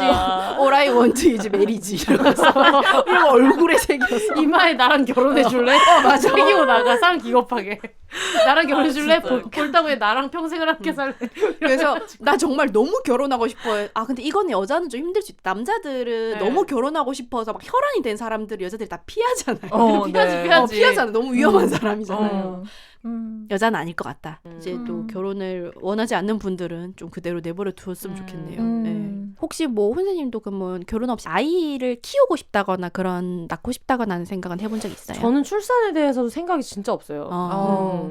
그리고 저는 정말 진심으로 세상에는 좋은 이모 삼촌이 많이 필요하다고도 느껴요. 그래서 내가 한 아이의 주 양육자로 엄마로 사는 것도 중요하지만 이미 지금 존재하는 애들의 좋은 이모가 되는 것도 되게 큰 역할이라고 저는 믿거든요. 맞아요. 그래서 이게 아이한테도 그렇지만 뭐 예를 들면 얼마 전에 얘기했던 뭐 유기견 임보하거나 아니면 이동봉사를 한다거나 그런 것도 그렇고 사실 지금 우리가 그런 걸 많이 보고 있잖아요. 이미 태어난 아이들을 행복하게 해주는 것도 우리는 못하고 있잖아요. 이 사회는 너무 불행한 아이들도 많고 그렇기 때문에 물론 그 아이들 중에 한 명을 제가 만나서 잘 키울 수 있다면 좋겠지만 아직 제가 스스로 준비됐다고 느끼지도 않고 지금은 그리고 저 스스로도 내가 굳이 아이를 만나서 같이 살아야 될 이유를 못 느끼기 때문에 그런 거는 특별히 없는데 근데 애를 엄청 좋아하죠. 그래서 애를 좋아해요. 애들을 너무 좋아하니까 저 너무 좋아해요. 그런 얘기를 되게 많이 들어. 아유 애를 이렇게 좋아하는데 맞아. 이 애는 얼마나 좋아하냐. 그러니까 함부로 좋아할 수도 없어요. 그래서 애를. 항상 네. 얘기하는 거지. 조카라서 이만큼 좋아하는 거다. 아니 저는 개를 좋아하잖아요. 개 좋아하는 거 보면서도 똑같은 얘기예요. 맞아요. 개 그렇게 좋아하면 애는 더 좋아할 거다. 원래 그러면 애는 좋아하세요? 애는 좋아하는 편인 것 같긴 한데 마주칠 일이 별로 없어요. 저는 네, 딱히 교류가 없으니까. 그리고 저도 애를 진짜 좋아하는데 이제 저가 낳을 생각은 없고 혼세님처럼 이제 좋은 그냥 어른이 됐으면 좋겠다 하는데 요즘에 그 왜 화제의 책 어린이라는 세계 김소영 작가님도 그런 표현을 썼더라고요. 본인이 이제 출산과 육아를 안 하시고 있는데 남의 집 애라는 표현이 되게 좋았고 자기가 이제 남의 집 이모나 삼촌이 돼서 되게 좋은 어른으로 주변에 있어주고 싶다는 말을 책에 쓰셔서 저도 되게 좋다고 생각해서 이번 주 칼럼을 또 그걸로 썼었어요. 네, 난 애를 안 낳을 거지만 좀 좋은 주변의 어른으로 있고 싶고 저는 그 책을 읽으면서 되게 좋았던 부분이 내가 출산 생각이 없다고 해서 뭐 비출산이 답이다. 뭐 이런 헬조선에선 애는 안 낳는 게 현명한 거다 이런 말은 이미 태어난 아이들을 지우는 말이 될 수도 있기 때문에 그런 것보다는 이제 이미 좀 더 좋은 환경을 만드는데 더 같이 힘을 보탰으면 좋겠다라는 말을 해서 저도 이제는 좀 제가 출산을 안 하는 건 제 선택이지만 그걸 이제 그런 식으로는 말하지 말아야 되겠다라는 생각을 했습니다. 저는 근데 생각해보면 저희 언니는 결혼해서 아이 둘을 출산하고 되게 그냥 되게 전형적인 한국적인 가정을 이룬다고 생각하잖아요. 물론 그 결혼 안에서 언니도 자기 나름대로의 어떤 되게 평등한 형태의 생활이나 이런 것들을 되게 잘 꾸려가고 있는데 저는 그런 생각도 들어요. 언니가 유자녀 기혼이기 때문에 제가 비혼자로 사는 모습을 같이 옆에서 보여주는 게 이 애들한테 되게 좋은 샘플이 될 거라고 믿거든요. 맞아. 그래서 저는 그 남자애도 있고 여자애도 있고 이렇게 둘이 있는데 얘네들이 나중에 어떤 선택이든 할 수 있다는 거를 보여주고 싶어요. 그래서 언니가 잘 지내는 것도 중요하고 제가 잘 지내는 것도 되게 중요해가지고 그래서 그거를 항상 잘 열심히 보여주려고 하고 그리고 진심으로 저희 그 여자 조카가 비혼이 됐으면 좋겠다고 저는 생각하지 않아요. 근데 비혼이 되고 싶을 때 너무 많은 걸 고민하지 않고 원하는 대로 한 번에 선택할 수 있기를 바라고 얘가 결혼을 하고 싶다고 해도 이 선택이 누군가에게는 지탄받지 않을까라고 생각하지 않았으면 좋겠고 그거를 항상 생각해요. 그래서 사실 저 같은 경우에도 이게 좋은 이모로 사는 게 중요하다라는 걸 느꼈던 게 조카들이 너무 예쁘니까 저도 그 뒤부터 좀 사회적인 문제에 전보다 관심을 많이 갖게 됐던 것 같아요. 제로웨이스트도 그렇고 어떤 뭐 그런 소수자 퀴어 인권에 대한 것도 모르잖아요. 이 애들이 어떻게 클지 모르는데 저랑 동년배의 친구들이 크면서 했던 고민들을 이 친구들은 그렇게까지 안 했으면 좋겠는 거예요. 그래서 그런 것들을 요즘 많이 좀 생각하게 되는 것 같고 근데 그게 왜 그런가 생각을 해보니까 저는 크면서 큰 이모의 존재가 저한테는 되게 좋았거든요. 항상 좋았어요. 그래서 나를 무조건적으로 응원해주고 심지어 엄마랑 나랑 틀어졌을 때도 큰 이모한테 달려가서 엄마에 대한 약간 흉을 볼 수 있겠다 생각할 정도로 그런 사람이었고 큰 이모가 자기 일을 막 이렇게 젊을 때 하시는 것도 많이 봤고 그런 거를 보다 보니까 저는 그냥 지금은 우리 조카 둘한테 내가 큰 이모를 생각하는 만큼만 그 정도의 존재가 될 수 있어도 성공이라고 생각해요. 그래서 많은 이모들이 필요하지 않나. 너무 감동적인 말이에요. 왜냐면 이 사랑에 빠진 눈. 승은 작가님. 아니 제가 되게 좋아하는 글 중에 그 페미니스트 선생님이 필요해 그게 공저잖아요. 그 중에 한 작가님이 청소년기 때 자기가 퀴어라는 이유로 되게 계속해서 밀려나는 경험을 하면서 자살 충동 그리고 일기장에 글만 쓰려고 하면 계속 욕만 쓰게 됐대요. 욕만.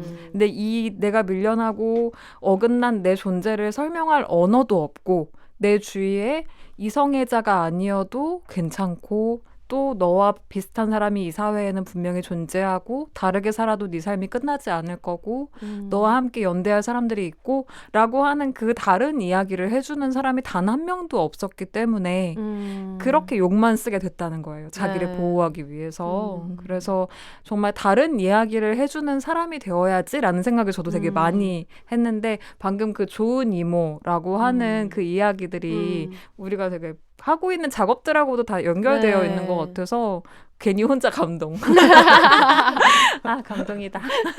그래가지고 그냥 저는 그런 것도 있는 것 같아요. 성공한 이모로 막 재력이 있고 막 이렇게 잘 나가는 이모가 되는 것보다 그냥 저렇게 살아도 큰 문제가 없구나 정도를 보여주는 것도 생각보다 쉽지 않고. 맞아요. 왜냐면 저도 그냥 어릴 때 보면은 그런 사람들한테서 많이 용기를 얻었던 것 같아요. 맞아, 주변에 맞아. 있는 어른들 중에서. 그러니까 학교에도 보면 가끔 가다가 좀 유별난 선생님들 있잖아요. 인생관이 특이하고 막 다른 선생님들은 다 막 공부해라 이러는데 막 이상한 농담 섞어서 명언 같은 거 한번 툭 던지고 가고 옷도 좀 특이하게 저 사람은 선생님인데 저런 걸 입네라고 생각했던 그런 사람들이 있었잖아요. 맞아요. 근데 살면서 제가 얻은 용기는 그런 사람들한테서 이렇게 조금씩 맞아. 빵 헨젤과 그레텔 빵 들어오듯이 맞아. 그렇게 했던 것 같거든요. 그래서 어떻게 보면은 제가 지금 갖고 있는 수많은 정서적인 안정감은 그런 좀 이상하고 별난 사람들한테서 빚진 것이 아닌가. 잘 사는 롤모델 이런 사람들보다. 맞아요. 네. 그렇죠. 사실 결혼한 사람들은 막 사는데 왜 우리는 성공도 해야 되고 내가 어디 한번 멋있게 보여주겠어. 얼마나 막 살 수 아주 그냥 우리도 막 살아. 지지 않을 수 있어. 지금 우리 주변을 돌아봐요. 지금 얼마나 결혼한 사람들 지금 막 사는 사람 많아. 그러니까 왜 꼭 결혼 안 한 이모들은 돈도 많고 착하고 해야 돼. 맞아. 내가 아주 코로나만 끝나면 내가 아주 이비자에서 아주 홈리스로 길바닥에 누워가지고 행복하게 잘 살지. 오직 어린이들에게만 다정한 미친 이모가 될 것이다. 미드 보면 그런 거 나오잖아. 그 노숙자인데 항상 그 이 집에 계속 핍박받는 차녀나 약간 차남에게 쪼그리고 앉아서 용기를 주는 명언을 말하는 아저씨들 있잖아요. 행복은 그런 게 아니란다. 나에겐 리어카도 있고 뭐도 있지. 뭐 이런 그런 어른 있잖아요. 맞아요. 그런 사람도 될 수 있다. 부모님이 가슴 치는 소리가 여기까지 들렸어요.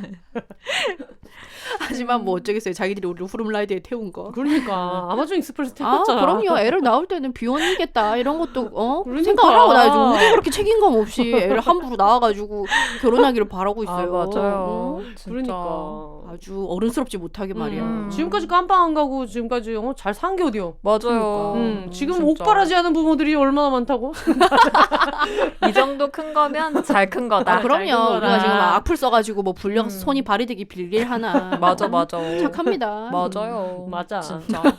우리 다들 잘 컸다. 잘 컸다, 잘 컸어. 물론 한강뷰 아파트가 있는 어떤 대단한 비혼자 아니지만, 네. 잘 컸어.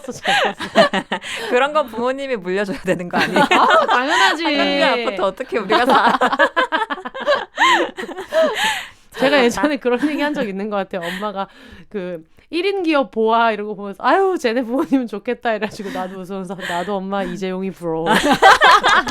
우리 서로 이런 식으로 하다 보면 이거 끝도 없어. 끝도 없어요. 맞아. 서로 요 정도 이제 사랑하고 안 맞으면 또 적당히 거리도 두고 맞아요. 그런 것들이 되게 중요한 것 같습니다. 왜냐하면은 제가 혼세님 글 읽으면서 되게 즐거웠던 거는 어쨌든 한때는 좀 그런 생각도 했거든요. 가족들하고 좀 친하면 작가로서는 좀 약간 실격이 아닌가? 라는 생각을 한 것도 있어요. 네. 좀 서사적으로 뭐 사실 행복한 얘기를 별로 쓸 건 없잖아요. 네, 약간 그런 생각을 했었는데 어쨌든 다양한 관계가 있고 또 친하고 좋은 관계 안에도 우리 사회에 일상적으로 벌어지는 폭력이나 위계가 있어요. 그래서 제가 더 그런 것들을 좀 민감하게 인지를 하고 소위 말하는 정상 가정이라는 거 안에 어떤 것들이 숨겨지는지를 좀 민감하게 감지를 하게 된 것 같기도 하더라고요. 그래서 지금에 와서는 결혼을 안 하고 부모님이 저를 여전히 좀 자기들의 부속품이나 딸로 생각하고 있는 것도 맞지만 그렇지만 꼭 본인이 원하는 형태의 이전과는 다른 형태의 삶을 살기 위해서 꼭 사랑하는 가족과 완전히 대립하거나 고립되지 않고도 서로 좀 거리를 좁혀가면서 서로 이해하면서 살아가는 경우도 있다는 거를 좀 들으시는 분이 알아주셨으면 좋겠어요. 왜냐하면 승은 작가님 같은 경우에도 저희 부모님들은 너무 연약해서 승은 작가님처럼 제가 2명 데리고 오면은 못 받아들일 것 같거든요. 네.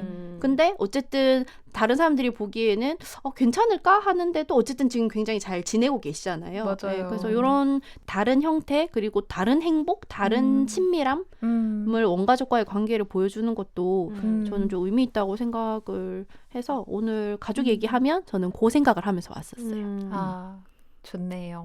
근데 진짜 우리가 그런 정상가족에서 낳은 자녀인 경우가 많잖아요. 물론 되게 다양한 출생의 배경이 있지만. 근데 그런 가정을 기준으로 얘기했을 때 어쨌든 지금까지는 살면서 그 틀에 맞춰서 살아줬잖아요. 우리가. 뭐 나와가지고 그냥 살라는 집에 살면서 이렇게 잘 견디면서 어떻게 살아왔잖아요. 눈치 보면서 그러니까 앞에 엎드려 앉아서 이런 막 어떤 장녀로서의 차녀로서의 이런 압박감을 어떻게 견디면서 항상 막 하루에도 12번씩 나는 정말 좋은 자식이 맞는가 스스로를 의심하고 고민하면서 여기까지 왔잖아요. 그러면 지금부터 이제 성인이 된 자녀로서 그런 부모님을 만날 때 우리가 선택한 삶의 방식에 대해서 그분들도 이제 좀 감당해야 될 의무가 있다. 맞아요. 이해를 못하면 어쩔 것이며. 맞아. 근데 그거를 숨기는 것보다는 그거에서 조금 당당해도 된다는 생각은 들어요. 맞아요. 예전에 그 혜영 언니가 동성 결혼을 한 이야기를 들려주면서 부모님한테 커밍아웃한 얘기 하면서 그런 얘기를 했잖아요. 엄마가 나를 낳았으면 이 아이가 어떤 그 성향의 아이로 클지 모르기 때문에 그 아이가 어떤 특정 성향의 아이가 됐을 때 그거를 견디는 것도 엄마의 그냥 몫이다. 네, 그렇게 맞아요. 생각하니까 많이 편해졌다고 얘기를 하는데 저는 실제로 그게 되게 맞다고 맞는 말이에요. 생각하거든요. 비혼의 자녀는 난 견디지 않을 거야. 그럼 애를 낳지 말아야죠. 얘네들 커서 뭐가 될 줄 알고. 그러니까. 그래서 나는 결혼하지 않을 거야 라고 얘기하는 거를 너무 좀 무섭게 생각하거나 아니면 물론 쉽지 않은 상황들은 여러 가지 있겠지만 이 말하는 거에 너무 많은 용기가 필요하다고 생각하거나 그러는 경우가 있잖아요. 근데 그냥 공을 던질 필요도 있다고 생각해요. 음. 그거를 어떻게 이 공을 가지고 어떻게 꿀꺽 삼킬 건지 뭐 할 건지는 그냥 그분들이 견뎌야 할 몫이기도 네. 한 것 같고. 맞아요. 특히 우리는 이제 한국에서 딸로 살면서 너무 많은 자기 검열이나 역할 기대를 부응을 받기 때문에 되게 별거 안 했는데도 내가 나쁜 자식이거나 좋은 딸이 아니라는 그런 죄책감이 되게 많잖아요. 맞습니다. 몸에 진짜 무슨 뼈처럼 새겨져 있어요. 맞아요. 이제 그럴 때마다 그런 생각을 해주셨으면 좋겠어요. 안 때리면 됐다. 부모님도 날 때렸는데 나 정도면은 좋은 딸. 네, 그 정도로 그냥 스스로를 좀 요 정도면 효녀다. 요 정도면 효녀고. 맞아요. 네. 좋겠다. 부모님이 방송 안 들으니까 저런 얘기도 할 수 있고. 아니, 뭐 들어도 할 수 있어요. 제가.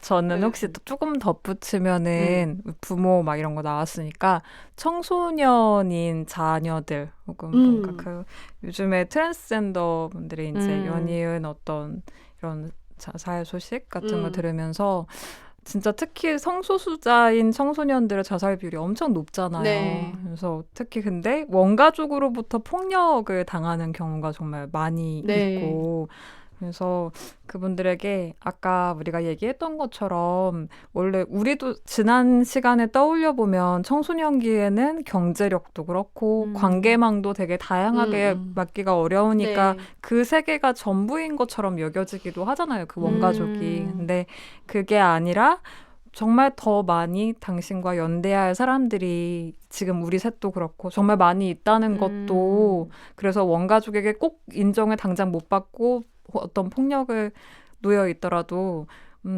우리 같은 사람들이 많이 있다는 것도 이참에 한번 말씀드리고 맞아. 싶었어요. 청취자분들 중에서도 분명히 있을 것 같아서 일단 살아남으면 내일부터 어떤 음. 인연이 나한테 올지 맞습니다. 모르잖아요. 맞아요. 사실 저도 지금 제 주변에 있는 사람들 중에 누구도 예전에는 상상하기 어려운 사람들을 되게 운 좋게 계속 만났거든요. 근데 저는 사실 그런 말은 잘 안 믿어요. 나한테 좋은 사람을 얻고 싶으면 너부터 좋은 사람이 되라. 이런 게 이런 아기가 출몰하는 세상에서는 별로 맞지 않는다고 생각하는데 그래서 저는 제가 뭘 잘해서 그 사람들이 주변에 있기보다는 어쨌든 살아남았기 때문에 그런 사람들도 만날 수 있었던 거라고 그냥 심플하게만 생각하려고 하거든요. 네. 그래서 원래 이렇게 무거운 얘기를 하려고 한 건 아니지만 들으시는 분들도 살아남으면 진짜 상상도 하지 못했던 사람들도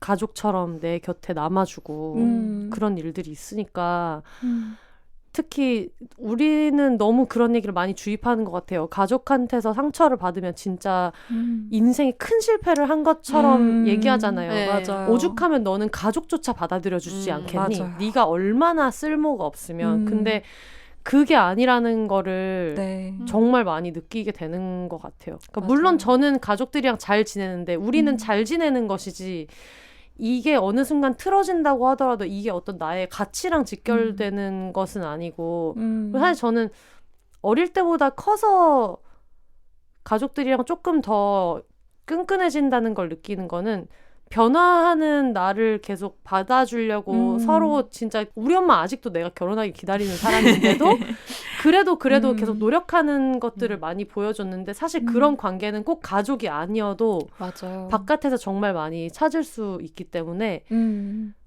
원가족과 친밀하든 친밀하지 않든 스스로의 가족을 꼭 잘 찾아 나서셨으면 좋겠어요. 정말로요. 연대합니다. 만날 수 있습니다. 맞습니다. 맞습니다. 그리고 저 그 비욘세 하면서 그런 얘기 많이 듣거든요. 나중에 지금은 좋은데 나중에 비혼으로 살다가 미친 듯이 외로우면 어떡하지? 이런 걱정이 너무 많이 든다고 하거든요. 저는 그런 메일을 읽으면서 아싸 생각하죠. 이런 생각을 갖고 있는 사람들이 있다니 외롭지 않다. 나 비혼으로 너무 살고 싶은데 혼자가 되면 어떡하지? 라는 사람이 있으면 언제든 우리는 손을 뻗으면 덥석덥석 맞아. 잡아줄 사람이 그만큼 있다는 뜻이잖아요. 네. 그러니까 스스로 갖고 있는 두려움을 좀 뒤집어서 생각해 보시는 것도 되게 좋지 않겠나. 맞습니다. 우리 모두 객사할까 봐 걱정할 시간에. 여기도 있네. 야 너도? 야, 너도? 야 나도. 광고 들어오면 좋겠다. 그러니까 네, 빨리 코로나가 끝나고 우리끼리 이런 대부흥성회를 하면서 다 같이 울면서 파티를 하면 좋겠어요? 알겠습니다. 이게 방송이 4월 2일에 방송을 네. 네. 듣고 계실 것 같아요. 네. 근데 저희가 지금 짐송님이랑 책보부상이라는 맞아. 행사에 그 북페어에서 하는 토크를 4월 7일에 하게 돼가지고 그때 만날 수 있으면 좋겠고 만약에 와. 4월 7일에 시간이 안 되신다면 4월 9일, 10일, 11일에 가시면 이제 부스를 펴놓고 와. 앉아가지고 하루 종일 앉아서 책을 팔고 있을 거죠. 책을 팔고 있는 저희를 놀러 오십시오. 여러분 만나실 수 있습니다. 와. 서울, 강남, 일상, 비일상의 틈에서 자세한 사항은 책보부상 그 페이지를 참조해 주세요. 네, 인스타그램에 책보부상 이제 북보부상 이렇게 치시면 나오고요. 네. 저희 이제 심심할 테니까 와서 이제 놀아주십시오. 네. 너무 감사한 게 저희가 그 책 토크 행사에 되게 많은 쟁쟁한 작가님들이 있는데 저희가 약간 그 베스트로 실시간 예매율 실시간 1위다. 예매 1등을 우와. 하고 지금 매진이 됐습니다. 매진됐어요? 와! 저 지금 스타 작가들과 함께 있는 것 같아요. 성공했다. 제가 항상 얘기하잖아요. 저희가 주제가 비혼이다 보니까 비혼 얘기하러 나온 사람인데 손님 없으면 기죽을까봐 굉장히 빨리 예매합니다. 너무 다들. 좋다. 우리 비혼 선생님들 또 어디 가서 또 이제 비혼자들 사이에서 기가 눌리면 안 되지? 사재기 하는 거 아니야? 독립출판물에 또 사람 얘기 얼마나 많게요. 그러니까 사랑이 얼마나 많게. 우리 기죽을까봐 아주. 기죽을까봐 또 그런 결혼한 양반들 사이에서 또 따뜻해. 네, 그날 그래서- 오시는 분들은 저희 즐겁게 만나기 네. 기대하고 와. 있을게요. 네, 저희가 비욘세 공개 방송을 하려고 했는데 이게 지금 무기한 연기가 되면서 공개 방송 때 내놓으려고 했던 스티커랑 굿즈를 그냥 판매를 해야지 생각하고 있어요. 그래서 부스에 오셔서 제 귀에다 대고 혼자 사세요 이렇게 하시면 그분들한테만 따로 작은 스티커 하나 드리겠다. 비욘세 로고 스티커 작은 거를 집에 네. 공개 방송 물품 아직도 많이 쌓여 있는 거 아니에요? 그러니까 그래서 이렇게 저기요 해서 제가 쳐다보면 이렇게 오라는 듯이 손짓을 하시면은 네. 제가 고개를 이렇게 내밀면 제 귀에다 대고 혼자 사세요 이렇게 해주시면 드리도록 하겠습니다. 네, 알겠습니다. 저희 오늘도 가족 얘기를 되게 신나게 많이 해봤는데 혹시 이 얘기 못해서 너무 아쉽다 그런 거 있으실까요? 나는 교양을 위해서 이상한 정상가족이라는 책을 가져왔는데 네. 얘기를 와. 못했고 이 책이 이런 정상가족 안에서 벌어지는 네. 그 폭력이나 이런 가족주의에 대해서 다룬 책이에요. 굉장히 유명하고 좋은 책이기도 한데 자율적 개인과 열린 공동체를 그리며가 부제예요. 그래서 혹시 이런 가족 담론에 관심이 좀 있으신 분들은 네. 이것도 한번 읽어보시기를 추천합니다. 와. 자, 승은 작가님 지금 써오신 거 중에 저는 글쎄요. 저도 방금 진성님이 책 추천하셨으니까 마지막도 책 추천. 네. 혼세님한테도 예전에 추천한 적 있던 네. 책인데 언니 네트워크에서 나온 언니들 집을 나가다라는 책이 있어요. 네네네. 아직 안 그 읽었는데 꼭 책이 읽어볼게요. 이상한 정상가족이 이제 지금의 정상가족에 대한 어떤 위계와 권력에 대해서 막 비판하는 좀 이런 이야기를 담은 거라면 네. 그 책은 다양한 삶을 살아가는 그런 사람들의 이야기가 녹아있는 공저거든요. 네. 그래서 그 책은 아주 편안하게 읽을 수 있기 때문에 너무 추천하고 좋다. 싶습니다. 와. 와. 아니 두 분이 오시니까 책 추천을 되게 많이 해줘가지고 어. 이거를 어떤 코너화해도 좋을 것 같아요. 괜찮네요. 네, 참고로 오늘 소개된 모든 책 저희 정말 10원 한 장 안 받아요. 아, 그럼요. 내돈내산. 내돈내산. 저희 그 책 사기만 하고 안 읽지만 그래도 추천은 읽은 걸로 네. 책 추천만 사야 되는데 그래서 가끔가다 책 추천하라고 할 때 저번 달에 읽은 게 하나밖에 없으니까 하나 해야지. 급하게 막 책꽂이 보고 네. 그래가지고 이런 책 추천 한 번씩 하는 거를 코너로 해도 좋겠어요. 좋아요. 네, 승은 작가님 간간히 서울 구경도 하시고. 네. 네, 그럼 너무 좋을 것 같네요. 네. 아니, 그러면은 지금 비혼자로서 앞으로의 어떤 가족을 꾸리는 거에 대해서 고민이 많으신 분들에게 네. 마지막으로 뭔가 한마디씩 하고 마무리해볼까요? 선생님은 혹시 하시고 싶은 말 있어요? 그러게요. 원장님. 네. 저는 그냥 항상 얘기하는 게 지금 우리가 보는 40, 50대의 삶이랑 네. 우리가 나중에 40, 50대가 됐을 때의 삶이랑 분명히 다를 것이다. 네. 그러니까 그 사람들이 제한된 상상력을 가지고 하는 얘기에 너무 휩쓸리지 말자는 말을 꼭 하고 싶어요. 저 스스로한테도 하고 싶고. 왜냐면 물론 오래전부터 노력하신 활동가분들도 많지만 생활동반자법이라는 말도 이제 막 들으시는 분들도 되게 많이 있잖아요. 맞아요. 그러니까 우리가 갖고 있는 어떤 외로움에 대한 공포가 분명히 원동력이 돼서 어떤 비혼자들끼리 타운하우스 단지가 생기든 이런 서비스가 생기든 제가 항상 그걸 주장하고 있거든요. 성평등한 상조회사 무조건 대박 난다. 지금 이게 이런 어떤 남존여비 사상 없는 상조회사 무조건 잘 될 거고 그리고 비혼자를 위한 어떤 레지던스 서비스 이런 거 무조건 잘 될 거다. 병원 데려다주고 뭐 런드리 해주고 뭐 이런 것들 있잖아요. 무조건 잘 될 거다 하면서 다 함께 사업 아이템을 개발하면서 다 같이 미래를 고민하셨으면 좋겠고 네. 마지막으로 저희 부모님 작작 포기하셨습니다.